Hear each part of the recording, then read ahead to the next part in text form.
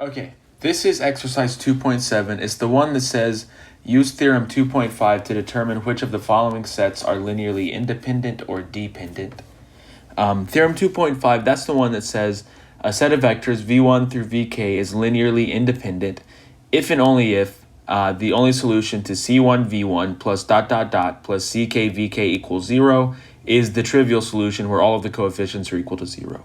So just go back and remind yourself of what theorem 2.5 says.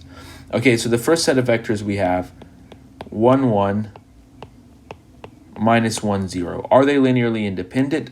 Well, we will solve the equation c1 times 1, 1 plus c2 times minus 1, 0 equals 0, 0.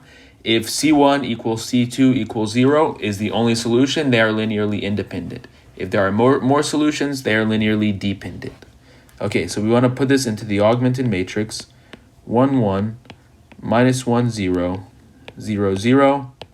Okay, and really we could just, solve this now without row reducing it, but I want to get it into row echelon form. So I'm going to subtract row 2 from row 1. So this is 1, minus 1, 0. 1 minus 1 is 0. 0 minus minus 1 is 1. And 0 minus 0 is 0. Now this bottom equation tells me that C2 is equal to 0. Okay, and now this is basically solving, or not basically, this is solving by back substitution. The top equation says C1 minus C2 is equal to 0, but we know that C2 is equal to 0, so this tells us that C1 is equal to 0. Okay, so C1 equals 0, C2 equals 0, C1 equals C2 equals 0 is the only solution. So they are linearly independent. Okay, now let's look at the second one. The second one is similar. It is the same, the first two vectors are the same, so 1, 1, minus 1, 0, and 1, minus 1. And again, we want to solve the equation C1, 1, 1, plus C2, minus 1, 0, plus C3, 1, minus 1, equals 0, 0. Okay, again, we're just going to put this into a matrix and row reduce.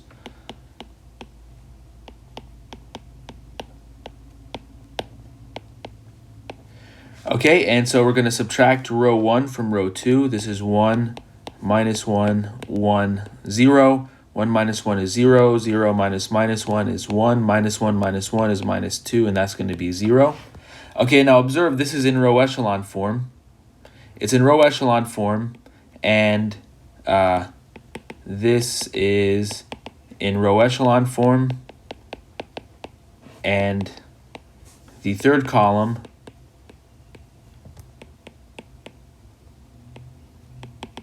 is not a pivot column.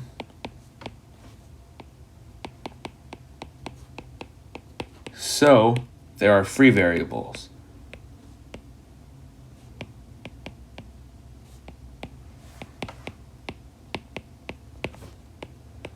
So there's more than one solution.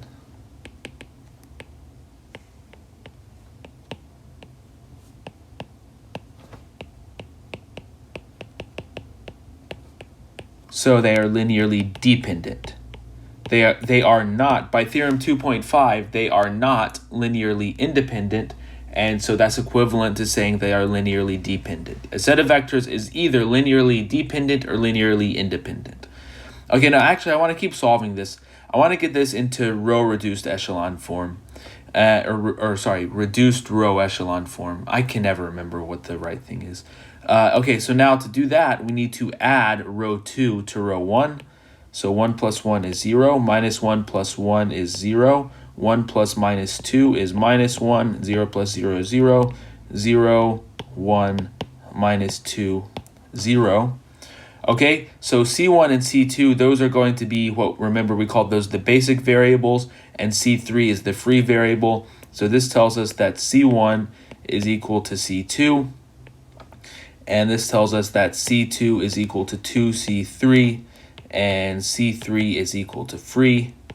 And remember, a lot of times we give this a parameter value t. So the set of solutions are going to be the following: C1, C2, C3.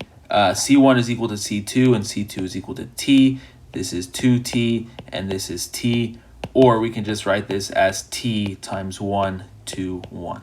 Okay, so as long as we define C1 is equal to T, C2 is equal to 2T, and C3 is equal to T, then that's going to be a solution to this equation right here. So it's a one-parameter family of solutions to this system of equations.